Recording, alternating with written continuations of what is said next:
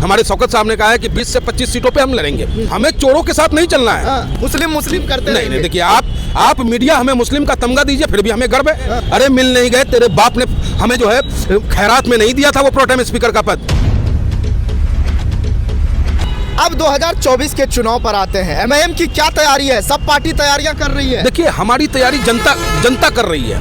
और जहाँ तक इंडिया गठबंधन ठगबंधन की बात है, तो ये लोग आपस में मित्रता कर रहे हैं। इनकी अपनी कुर्सी कैसे बचे, कैसे ईडी और सीबीआई के जाल से बचा जाए। एक भी प्यासान में चले जाते हैं, नोटिस आता है तो इनका कोई जनता का जो मेन प्रॉब्लम है, जनता जिस परेशानियों से जूझ रहा है। आज आपने देखा कि लोकसभा के अंदर में जब वो 3-4 बिल में संशोधन किया जा रहा था, हमारे गृह मंत्री कह रहे थे कि अपने आप में ऐतिहासिक है।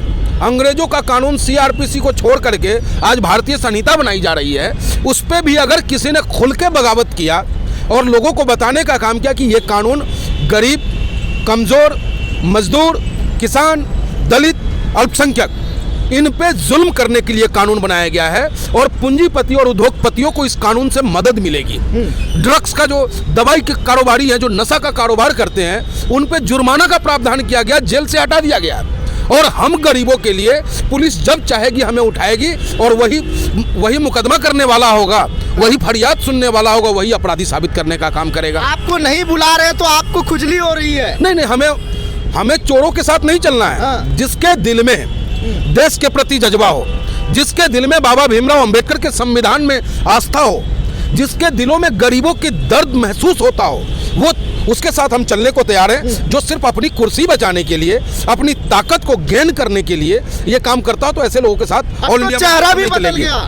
देखिए उनका चेहरा कब क्या होगा अभी भी गारंटी नहीं है। कभी लालू जी भाग जाते हैं उठ के, कभी नीतीश जी भाग जाते हैं, कभी ममता दीदी का कुछ अलग रूप होता है। आज खड़गे जी के नाम पर राहुल जी बयान नहीं दे रहे हैं। अब बताइए, खड़गे जी तो हमारे पार्टी का नहीं ना है। खड़गे जी तो उन्हीं के पार्टी का ना है। उसके बावजूद राहुल गांधी भी नहीं कह पा रहे हैं कि हाँ ये चेहरा रहेगा।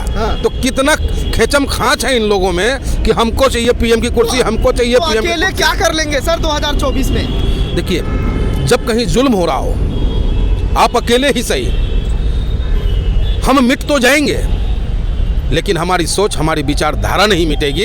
हम उस जुल्म के खिलाफ लड़ते रहेंगे और इसकी बानगी हमारा राष्ट्रीय अध्यक्ष बैरिस्टर असदुद्दीन ओवैसी साहब हैं, जो हर मोड़ पे मुस्लिम करते हैं। नहीं, देखिए आप मीडिया हमें मुस्लिम का तमगा दीजिए, फिर भी हमें गर्व है। अरे मुसलमान को, हम पाकिस्तान के मुसलमान की बात थोड़ी कर रहे हैं। हम उस मुसलमान की बात कर रहे हैं जिनके बाबा दादाओं ने इस देश की आज़ादी में अपनी कुर्बानी देने का काम किया। लेकिन देश की आज़ादी के बाद हमारे देश का मुसलमान आज इतना पीछे चला गया है कि उसके उत्थान में अब कम से कम हमें 25 से 30 साल लगेगा। तो उनकी हम मदद करेंगे, उनकी आवाज़ बनेंगे। और मुझे गर्व है कि मेरा नेता मुसलमानों की बात करता है और मैं भी मुसलमानों की बात करता हूं, क्योंकि जब तक मुसलमान मजबूत नहीं होगा, हिंदुस्तान मजबूत नहीं होगा। 18 सीटों पर आपकी पार्टी ने कहा है कि 2024 के चुनाव उत्तर प्रदेश में कराएंगे। नहीं 18 नहीं, हमारे शौकत साहब ने कहा है कि 20 से 25 सीटों पे हम लड़ेंगे। और अगर हमें बेहतर कैंडिडेट मिलता है तो हम 50 पे भी लड़ेंगे, 80 पे भी लड़ेंगे। अरे किसी का हमने ले रखा है, लोकतंत्र है, डेमोक्रेसी है, चुनाव आयोग हमें इजाजत देता है चुनाव लड़ने का। हम चुनाव लड़ेंगे और मस्ती में लड़ेंगे। लोकतंत्र का सबसे बड़ा पर्व है, हम अपनी उपस्थिति दर्ज कराने का काम करेंगे।